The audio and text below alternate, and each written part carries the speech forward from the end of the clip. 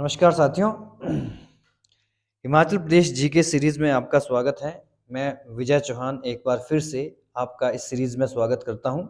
मैं जुड़ा हूं रोडू हिमाचल प्रदेश से आपके साथ और आज हम 3 डिस्ट्रिक्ट कवर करेंगे, जिसमें हमारी सबसे पहले सोलन है। उसके बाद हम कोशिश करेंगे कि ऊना के साथ साथ सिरमौर डिस्ट्रिक्ट भी कवर करें। तो आइए, आज हम वैली और लेक्स पढ़ने वाले हैं, सोलन, सिरमौर और ऊना की। और कल हम नेक्स्ट क्लास में कंप्लीट कर लेंगे ये वैलीज का टॉपिक और नेक्स्ट टॉपिक हम शुरू कर लेंगे important glaciers, mountain and important passes of Himachal Pradesh. ठीक है, तो चलिए सबसे पहले आप सोलन का मैप देख लीजिए। सोलन का जो इम्पोर्टेंट मैप है, सोलन की बाउंड्री कहाँ कहाँ पर लग रही है। ठीक है, तो सोलन का जो ऊपरी क्षेत्र है उसको कुनियार कहा जाता है। ठीक है, ये कुनियार क्षेत्र है। और दूसरा जो वेस्ट में स्थित है इसको नालागढ़ कहा जाता है। ठीक है, और ये वाला क्षेत्र मुख्यतः हरियाणा में आता है। ठीक है, और थोड़ा सा ऊपर पंजाब का रीजन भी पड़ता है। ठीक है जी। और यहाँ पर देख रहे हैं आप कंडा घाट, ये मुख्यतः जो शिमला रीजन आता है यहाँ पर। ठीक है जी। और ये वाला रीजन यहाँ से सिरमौर की बाउंड्री सोलन के साथ लगती है और यहाँ से बिलासपुर की बाउंड्री भी सिरमौर के साथ लगती है। ठीक, तो कुनिया रीजन ये हो गया, ये आपका कंडा घाट रीजन हो गया, सोलन, धर्मपुर और नालागढ़। तो यही इंपॉर्टेंट प्लेसेस पड़ते हैं यहाँ पर। सबसे ऊपर वाला क्षेत्र कुनियार और नालागढ़ साथ में है, उसके साथ बीच में 3 पार्ट आते हैं, कंडा घाट, सोलन और धर्मपुर। ठीक है जी। तो इम्पोर्टेंट वैलीज कौन सी हैं? कुनियार में जो इम्पोर्टेंट वैलीज पड़ती हैं, ये अर्की क्षेत्र आ गया आपका। अर्की यहाँ पर मेन सेंटर है, तो ये कुनियार वैली हो गई आपकी। ठीक है, और नालागढ़ में दून घाटी और सिरसा घाटी आती हैं, सिरसा वैली भी यहाँ पर आती है। ठीक है, यहीं पर आपके बद्दी सिचुएटेड हैं, बरोटी वाला सिचुएटेड हैं। ठीक है, धर्मपुर के साथ आपका परमाणु सिचुएटेड है यहाँ पर। ठीक है, तो दीज आर इम्पोर्टेंट एरिया। और सोलन में सपरून वैली बहुत इंपॉर्टेंट है, सपरून घाटी। ठीक है, और घंबर खड्ड यहाँ पर बह रही हैं। तो सोलन की जो इम्पोर्टेंट रिवर है वो घंबर नदी है, यहाँ से निकलती हैं, कुनियार होते हुए बिलासपुर में चली जाती हैं। ठीक है, घंबर मुख्यतः ये शिमला से निकलती हैं, शिमला में जो टूटी कंडी जगह पड़ती हैं वहाँ से। इसके बारे में हम आगे डिस्कस करेंगे रिवर सिस्टम में। तो चलिए हम डिस्कस कर लेते हैं आज की इम्पोर्टेंट वैलीज। सबसे पहली वैली आती है सपरून घाटी। ठीक है, इसको हैप्पी वैली भी कहा जाता है। एक इंपॉर्टेंट प्रश्न यहाँ से ये बन गया। ठीक है, very close to Solan, Solan town के बिल्कुल नजदीक स्थित है, यानी कि जो आज का सोलन है वो सपरून वैली का पार्ट है। ठीक है, फल उत्पादन के लिए प्रसिद्ध है। ठीक है जी, विशेष रूप से आलू बुखारा। ठीक है जी, और यह भूमि सब्जियों की भरपूर खेती के लिए भी उपलब्ध है। इस घाटी में, हिमाचल प्रदेश में, सबसे ज़्यादा टमाटर प्रोडक्शन यहीं पर होता है। टमाटर जिसको सोलन गोला के नाम से भी जाना जाता है। ठीक है, एक इम्पॉर्टेंट किस्म है। एक ये इम्पॉर्टेंट बात हो गई। दूसरा, मशरूम का प्रोडक्शन यहाँ बहुत मात्रा में किया जाता है। ठीक है जी, है ना। सब्जियों का प्रोडक्शन सबसे ज़्यादा सोलन जिला में होता है। ठीक है, तो ये घाटी सपरून वैली बहुत इंपॉर्टेंट मायने रखती है। दूसरी वैली आती है कुनियार घाटी। कुनियार घाटी कुनियार खड्ड से टुकरड़िया गांव, ठीक है जी, ये टुकरड़िया गांव तक फैली हुई है। 1000 मीटर की ऊंचाई है इस वैली की। ठीक है, कुनियार कस्बे से नाम इसका कुनियार कस्बे से लिया गया है। ठीक है जी, सोलन में स्थित है। हटकोट और छोटी बिलायत भी इसको कहा जाता है। ठीक है, हाटकोट या हाटकोटी इनिशियल कैपिटल भी हुआ करती थी कुनियार रियासत की, कैपिटल भी हुआ करती थी, हम इतिहास में पढ़ेंगे। ठीक है, हाटकोट या छोटी विलायत भी इस क्षेत्र को कहा जाता है। ठीक है जी, कुनी स्ट्रीम, यहाँ पर एक खड्ड पड़ती है जिसको कुनी खड्ड कहा जाता है। कुनी खड्ड का ये इंपॉर्टेंट पार्ट मानी जाती है, यानी कि इस घाटी का निर्माण कुनी खड्ड करती हैं, जो आगे जाकर बिलासपुर में जाकर घंबरगढ़ से जिसका विलय होता है। क्लियर हो गया है ना। घाटी का आकार माला जैसा है, तो ये भी प्रश्न बनता है, बना है इंपॉर्टेंट एग्जामिनेशन में। किस घाटी का आकार एक माला के समीप है, गार्लैंड के समीप है, तो इस घाटी का आकार, ठीक है, माला के आकार का बना हुआ है। नेक्स्ट घाटी सोलन की दून घाटी आ गई, नालागढ़ तहसील में स्थित है, टमाटर के लिए प्रसिद्ध है। हिमाचल में टमाटर की पहली खेती यहीं पर हुई थी। इंपॉर्टेंट प्रश्न, ये भी नोट करने योग्य प्रश्न बनता है। ठीक है जी। घंबर नदी घंबर खड्ड का निर्माण करती है। ठीक है, घंबर नदी इस घाटी से होकर बहती है। शाड़ी गांव से ये सोलन में प्रवेश करती है। टूटी कंडी में पहले ही पढ़ा चुका हूँ। टूटी कंडी हिमाचल प्रदेश शिमला का प्लेस है, वहां से ये नदी बहती है और सोलन में शाड़ी गांव के समय समय जो शाड़ी गांव है वहां पर प्रवेश करती हैं। उसके बाद बिलासपुर जाती हैं। सोलन के दो भागों में भौगोलिक रूप से विभाजित करती हैं, यानी कि यही नदी सोलन की प्रमुख नदी है। ठीक है, गोरखा कमांडर, ठीक है जी, भक्ति थापा की समाप्ति यहाँ पर है। अमर सिंह थापा आए, उनके साथ उनके ही एक सुपुत्र भक्ति थापा की समाधि यहाँ पर बनाई गई है। क्लियर हो चुका है। नेक्स्ट वैली आती है सिरसा घाटी। ठीक है, सिरसा घाटी, तो ये घाटी नालागढ़ में है, सोलन के डगशाई से शुरू होती है। डगशाई जेल भी आपने सुनी होगी, सोलन शहर की बिल्कुल पास है। ठीक है जी, है ना।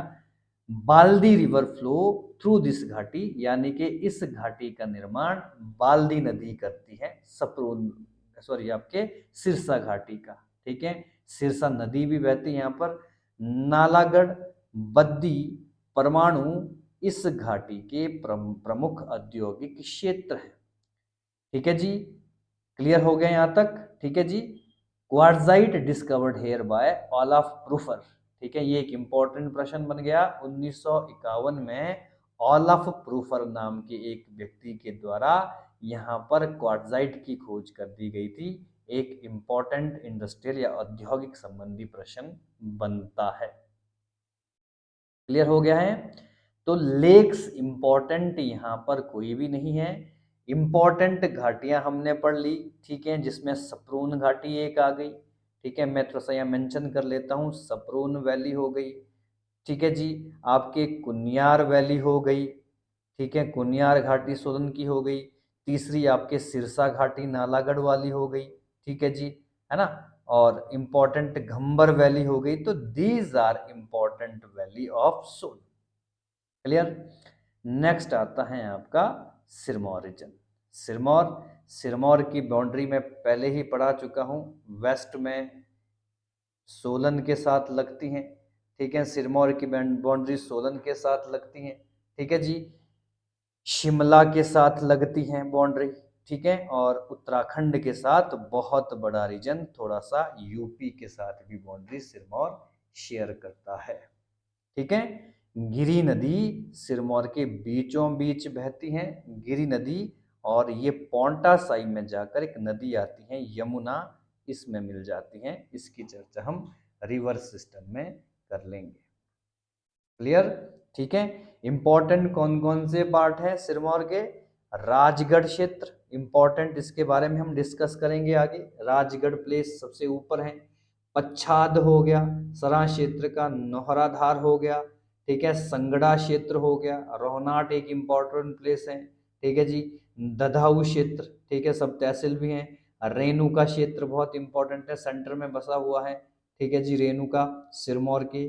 कमराऊ क्षेत्र ईस्ट में बसा हुआ है। और ठीक है, यहाँ पर आपका नाहन रीजन जो कैपिटल है, ठीक है, हेडक्वार्टर है सिरमौर का। और सबसे लोएस्ट क्षेत्र आता है पोंटा साहिब।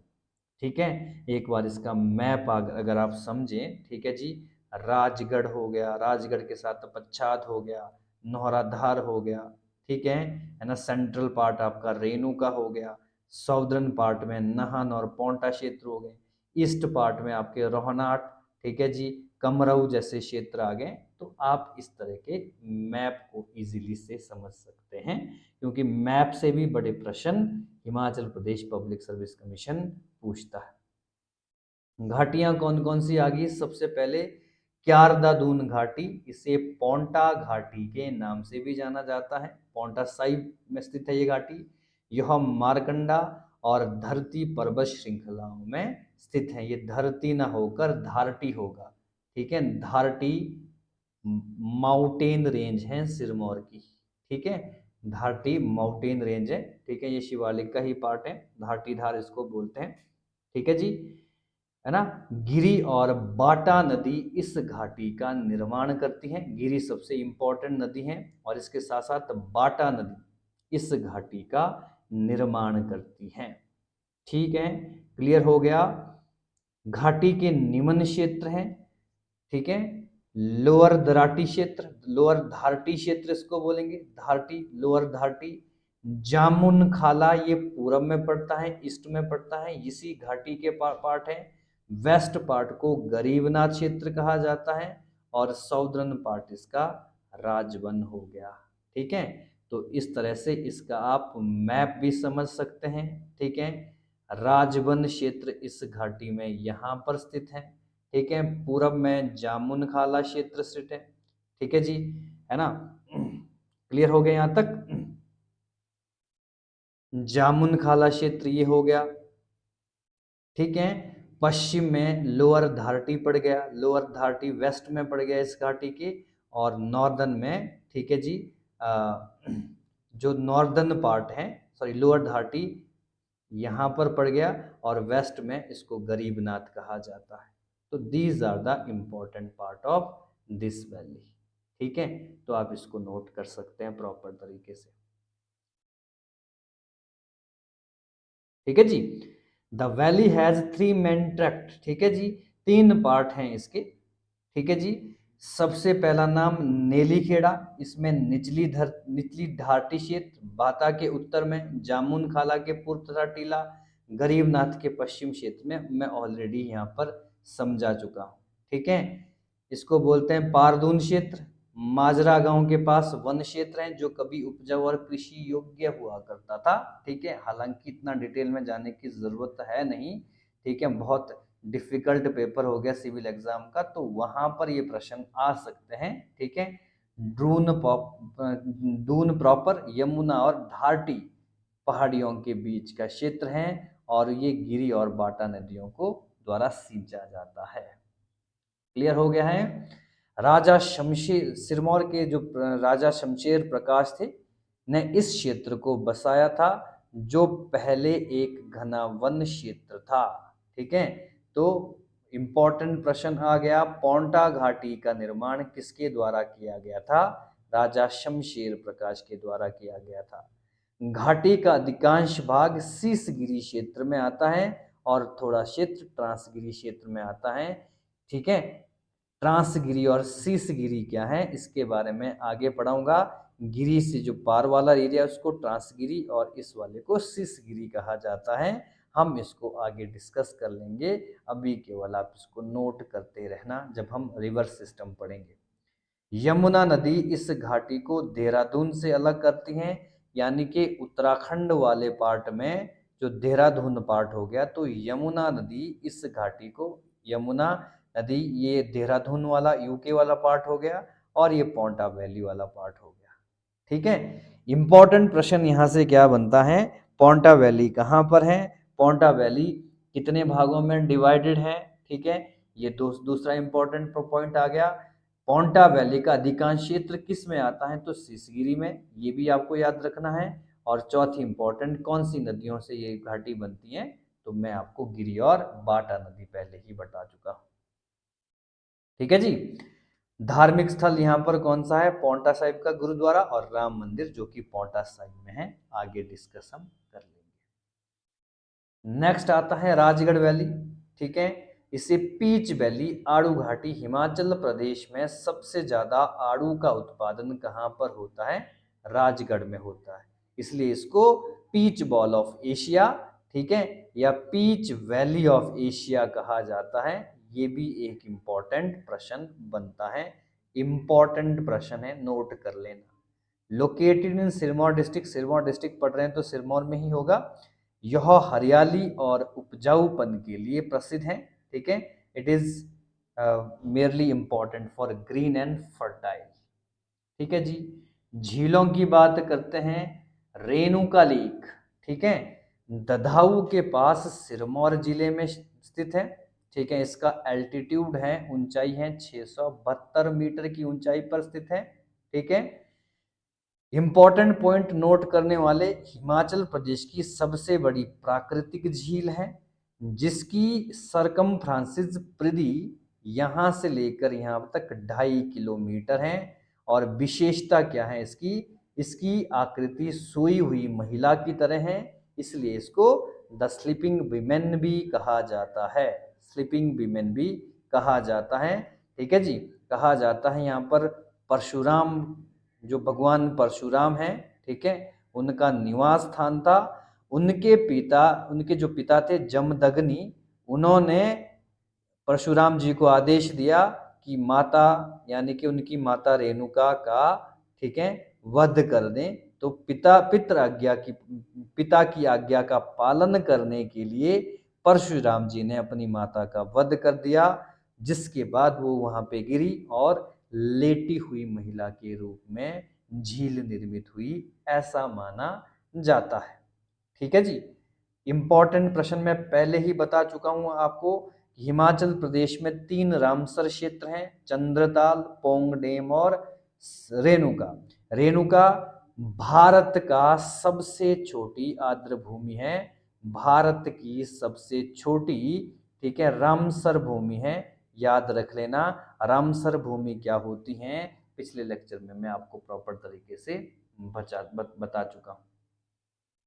ठीक है जी, नेक्स्ट, यह झील धार्मिक और पौराणिक महत्व से जुड़ी हुई है। तो इसके बारे में तुम पहले ही जान ही चुके हैं कि परशुराम जी का संबंध इससे है, माँ रेणुका का संबंध इनसे है, इस झील से है। और ऋषि जमदग्नि जो परशुराम जी के पिता और माँ रेणुका के पति हुए। ठीक, नेक्स्ट झील आती है सुकेती जीवाश्म उद्यान, या इसको सुकेती फॉसिल पार्क कहा जाता है। ठीक है, शिवालिक, ये जो आपका जीवाश्म उद्यान है, ये सिरमौर में स्थित है, जो एशिया का सबसे प्राचीनतम जीवाश्म उद्यान है, यानी कि इसको एशिया का ओल्डेस्ट फॉसिल पार्क माना जाता है।